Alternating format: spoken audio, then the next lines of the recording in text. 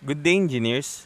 So para sa video natin ngayon, ang i-discuss natin will be yung part 2 ng mga procedure and steps in the analysis of singly reinforced beam.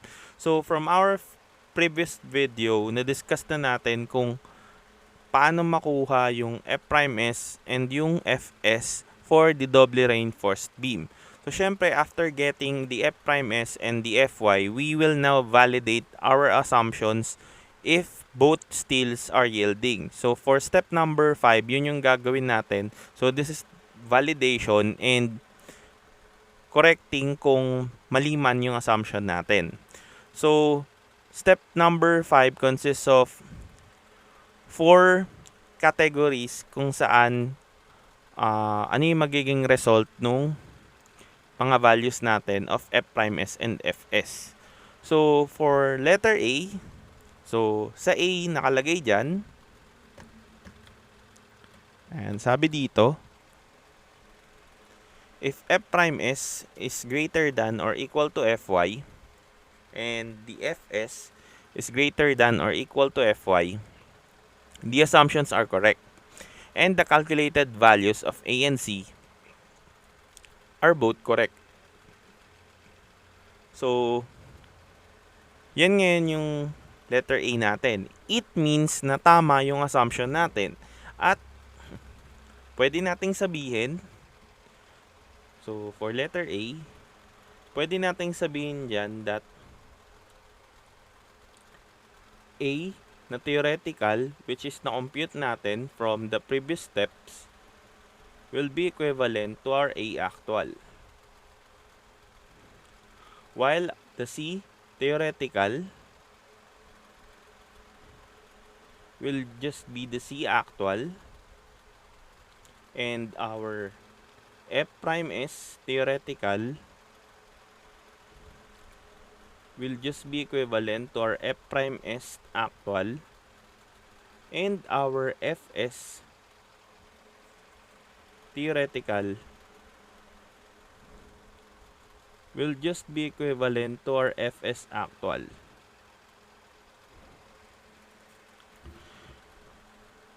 So, yan ngayon yung A natin since correct yung assumption natin that both still yields.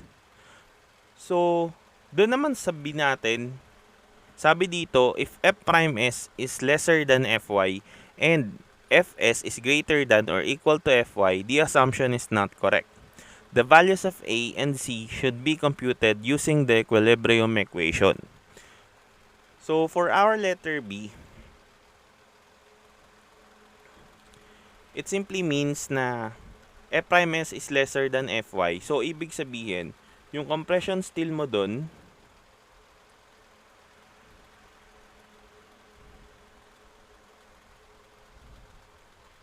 nandun siya sa state na does not yield.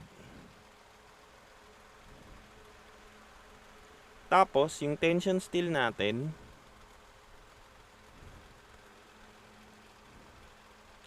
is nag-yield. So, ibig sabihin, kailangan natin baguhin yung equation from the equilibrium equation or the static equation. So, ibig sabihin, gagamitin natin tong stress diagram whereas C1 plus C2 is equal dun sa T. So, this is C1 and C2 equal dun sa T natin or the tension reinforcement. So, using that one, we can have C1 plus C2 is equal to our T. So, syempre, this C1 natin is a value 0.85 F prime C AC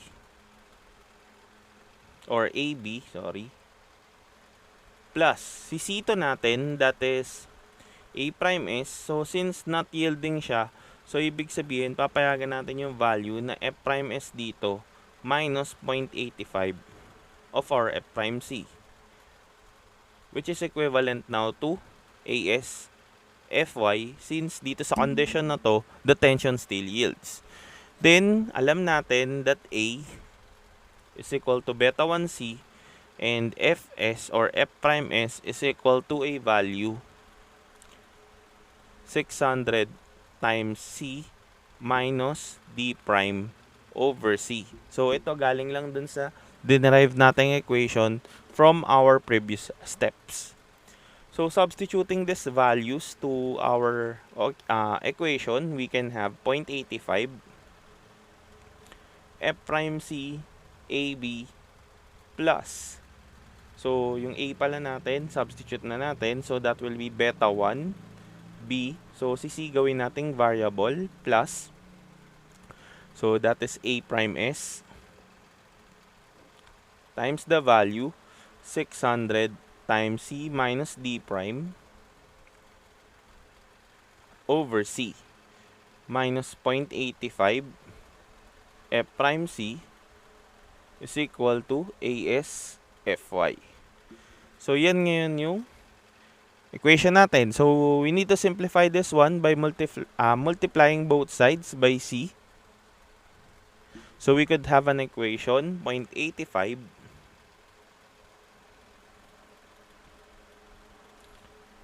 F prime C beta 1B.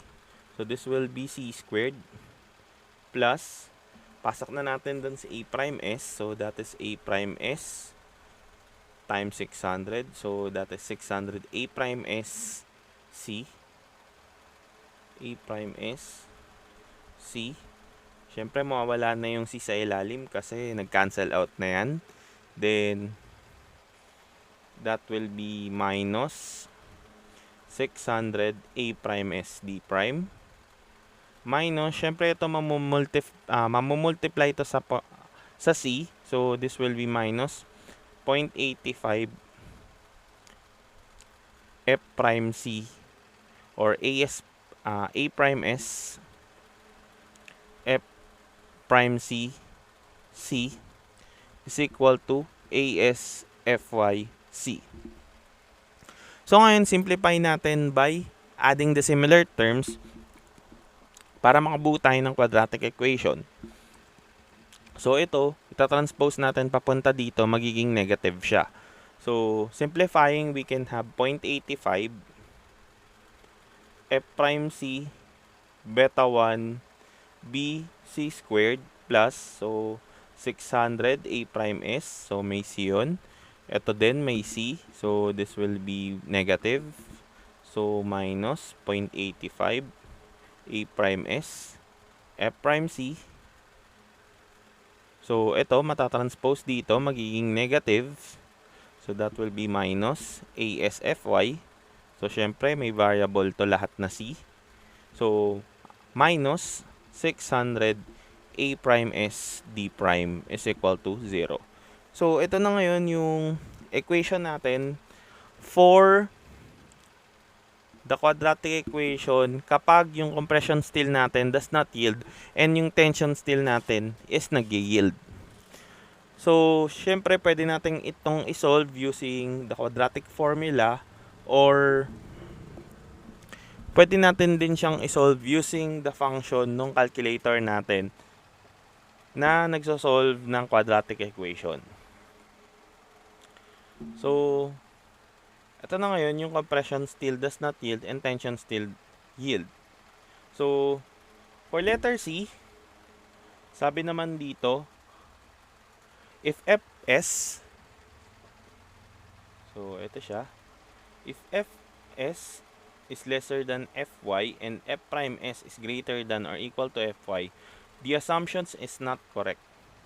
Values of A and C should be computed using the equilibrium equation. So, syempre, dito naman, nagkamali pa din yung assumption natin from the start. So, that is C, which is,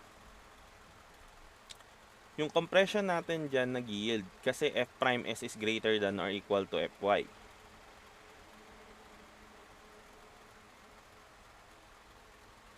So, ito, nag-yield. Pero yung part ng tension steel natin or yung tension steel natin mismo does not yield kasi yung Fs natin is lesser than the Fy. So itong condition na to is kapag designed yung beam, hindi siya nangyayari or bihira siya mangyari.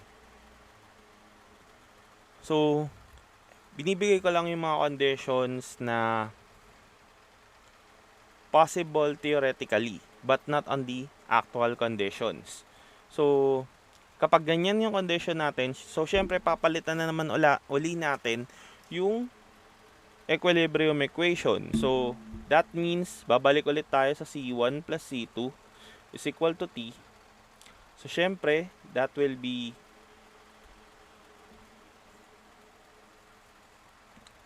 .85 F prime C AB plus, so F prime S, dito nag-yield yung compression. So, nag-yield yung compression natin for this one. So, it simply means na that is Fy. So, we have to use Fy minus 0.85 of F prime C. That is equal to the AS. So, dito not yielding to. So, ibig sabihin, ang Fs na gagamitin natin is equal to 600 times D minus C over C. Kasi not yielding siya. So, Fs yung gagamitin mo. So, this will be 600 times D minus C over the C. So, yan na ngayon yung equation natin. So, to further simplify this one into a quadratic equation, so that is, multiply natin both sides by C. So, it will result to 0.85 F prime C. So, yung A natin dyan, pwede natin gawing beta 1 C. So, that means magiging beta 1 B. So, magiging C squared kasi nga i-multiply pa natin ng C. Plus, so, pasok na lang natin to dito. A prime S Fy times C minus 0.85 A prime S F prime C C is equal to, so 600 AS D minus 600 AS C. So, yan na ngayon yung simplified natin na equation. So, to further simplify it, we will have, so ito kailangan natin transpose doon at pagsamahin natin yung similar terms. So, lahat ng may variable na C, pagsasamahin natin, at yung walang variable na C is retained. So, it will simply be 0.85 F prime C beta 1 B C squared plus, so lahat ng may value naman na C or may variable na C, so that is A prime S Fy minus 0.85 A prime S F prime C. So, yung negative 600 dito, AS, itatranspose, magiging positive. So, plus 600 AS times C, syempre. So, ito, itatranspose natin, mapupunta to sa kabila. So, ASD. So, plus or minus, kasi nga mapupunta dito sa side na to. So, minus 600 ASD is now equivalent to 0. Ito na ngayon yung equation natin for the condition that compression still yield and the tension still does not yield. Next, for letter D,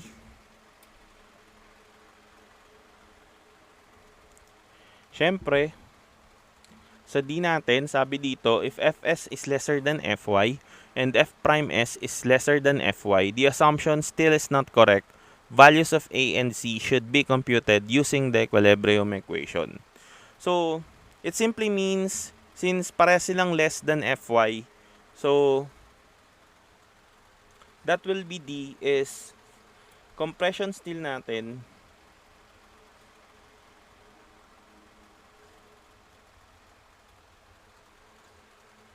so this is does not yield and the tension still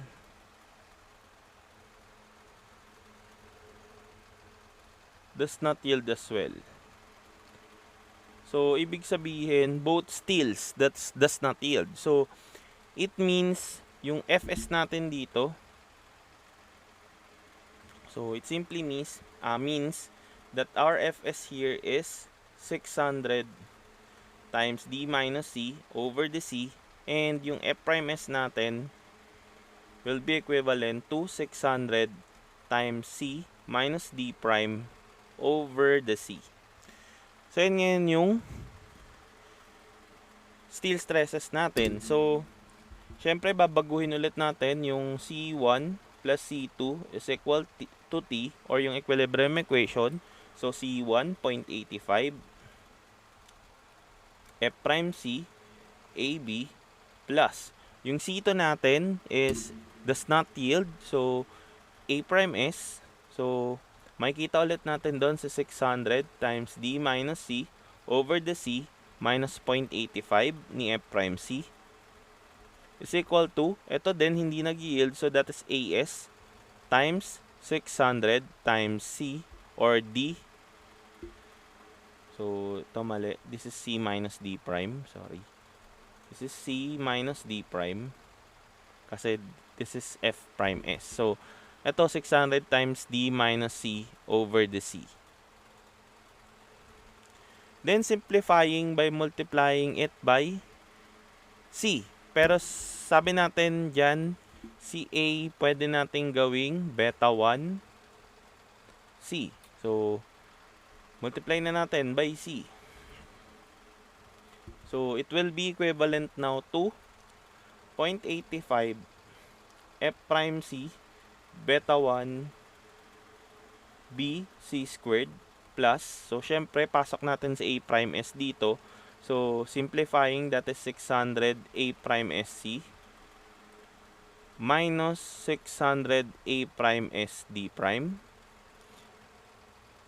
minus 0.85 F prime C A prime S or A prime S F prime C C is equal to, so ito rin simplify natin, so that is 600 ASD minus 600 ASC. Then further simplifying para maging quadratic equation, pagsamahin natin lahat ng similar terms or merong parehas na variable. So that means it will be equivalent now to, that is 0.85 F prime C beta 1B C squared. So pagsamahin natin lahat ng may C, so that is 600 A prime S. So ito may C, so that is minus 0.85 F prime C A prime S.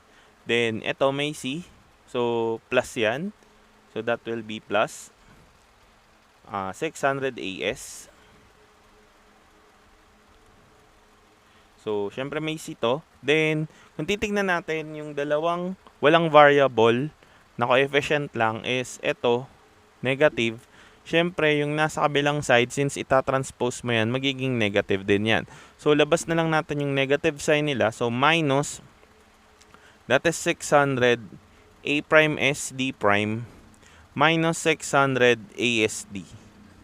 So that is equal to 0. So this one now is our derived equation or the quadratic equation for the condition that compression still does not yield and tension still does not yield. So ito lang mga to is the conditions na pwedeng mangyari theoretically dun sa doubly reinforced beam. But kapag sa actual at dinesign talaga yung beam, so possible na hindi mangyari to. So this is just for educational purposes. So syempre after getting yung value ng C, magpo-proceed tayo dun sa value ng A. So syempre yung A natin dyan is equal to beta 1C. Then we will produce the value of Fs from 600 D minus C over the C. And magpo-proceed ka din sa F prime S is equal to 600 times C minus D prime over C. So dyan ka lang iikot, then verify mo ulit kung tama na siya. So pag tama na, that ends yung step number 5. So, syempre, na-validate mo na yung step number 5, na tama mo na yung assumptions, meron ka ng actual value ng depth of compression block, ng C actual, yung steel stress ng compression, yung steel stress ng tension. So, ibig sabihin, pwede ka nang mag-proceed sa step number 6. For step number 6, nandyan, verify the strain of the extreme tension reinforcement and determine the strength reduction factor. So, dito, ang gagamitin mo pa rin is parang dun sa singly. So, dito naman kasi sa pagkuha ng net tensile strain, wala namang magiging epekto na mayroong kang compression bar. Kasi ang tinitignan lang dito, kung ano yung strain ng tension reinforcement na pinakamalayo sa compression fiber ni concrete. So, ibig sabihin, ito yun na magpuproduce sa'yo ng DT. So, yung strain diagram, yun yung gagamitin mo for that one. So, syempre, this 0.003. Then, this is epsilon sub t. Then, this will become our C. Then, this is dt. So, this is dt. Then, this one will be dt minus C.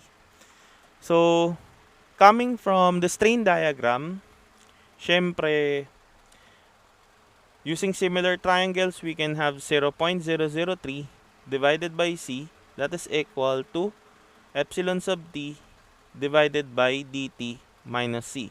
Then simplifying, we can have epsilon sub t, which is equal to 0.003 times dt minus C over the C. Yan ngayon yung net tensile strain natin. And upon getting the net tensile strain, syempre, siya yung magiging basis ng ating reduction factor. So sabi nga natin, kapag ang epsilon sub t natin is greater than or equal to 0.005, so it simply means our reduction factor will be 0.9. And if our epsilon sub t is lesser than or equal to the epsilon t sub y, it simply means that our reduction factor will be equivalent to 0.65. But if epsilon sub t is in between, so that is epsilon t sub y is less than epsilon sub t, but epsilon sub t is less than 0.005, or nasa in between siya ng epsilon t sub y and 0.005, our reduction factor is in the transition zone. So this is transition. So this is transition zone, and our phi is in 0.65 to or 0.9. Sorry, this is 0.65 to 0.9. So, yan ngayon yung condition ng step number 6. Walang pinagkaiba coming from the singly reinforced beam. Upon getting the net tensile strain and our strength reduction factor, we can now proceed in step number 7, which is determining the nominal moment capacity. So, dito ang pinagkaiba lang is dun sa singly reinforced beam, pwede natin kunin kahit saan.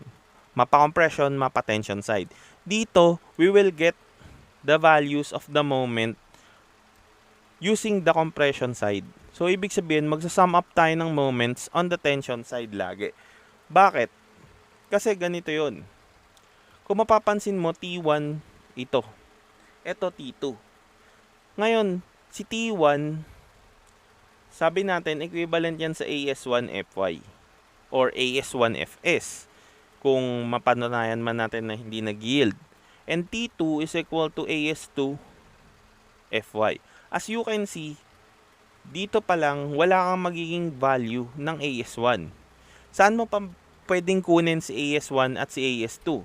So, sa ganitong condition, C1 is equal to T1. So, lagay mo lang dyan, 0.85.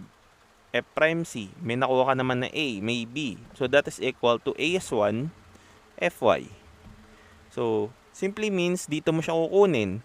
Si C2 naman, si AS2 naman, makukuha mo coming from C2 is equal to T2. So, that is A prime S FY minus 0.85 ng F prime C. So, that is equal to AS2 Fy. So, dyan mo makukuha. So, ibig sabihin, mas madali nating kunin yung nominal moment capacity on the compression side kasi lahat ng values doon is nakuha na natin from the previous steps at given na sa atin nung problem malamang sa malamang. So, getting the nominal moment capacity, syempre, from the stress diagram. So, syempre, pwede natin himay-himayin. Nominal moment capacity 1. So, sa compression side. So, that is C1 times D minus A over 2, which is the moment arm. So, syempre, it will be equivalent now to Mn1, which is yung C1, that is 0.85, F prime C, AB, times D minus A over 2. So, yan ngayon yung Mn1. Our Mn2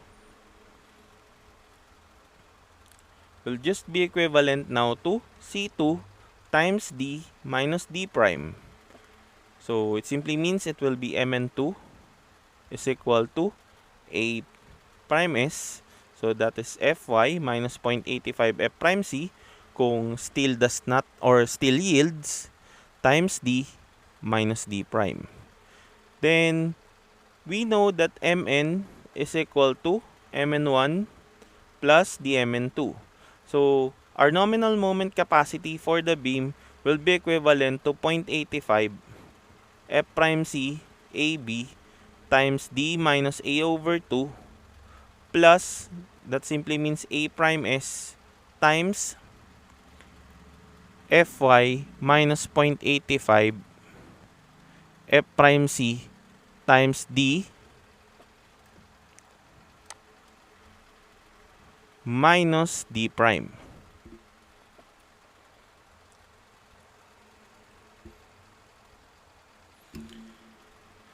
So, yan ngayon yung condition natin. So, syempre, ulitin ko, yung Fy dito, pwedeng maging F prime S kung steel does not yield. So, this in this also, this is F prime S. And on this one, pwede itong maging F prime S. So, syempre, ganun lang yung conditions natin kapag hindi nag-yield yung mga steels natin. Syempre, dun din sa case ng tension steel kung hindi man siya mag-yield. So, that will be step number 7. For our step number 8, syempre, that is the last one. Automatically, this just means we have to determine the ultimate moment capacity. So, it's just our M ultimate or MU, which is equivalent to the reduction factor coming from step number 6 and the nominal moment capacity coming from the step number 7.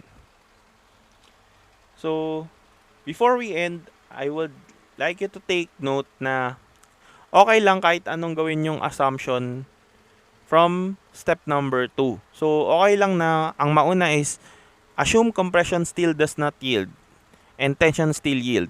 So, it is your option what assumption will you do. Basta, ang kailangan lang is if you have proven your assumption na correct, okay na siya. But if it is wrong, you have to recompute it and i-correct mo yung lumabas dun sa analysis mo. So, that will be all for this video ng steps or the procedures in the analysis of doubly reinforced beam. Again, this is Engineer Rodolfo. Thank you for watching and don't forget to subscribe to Butch TV.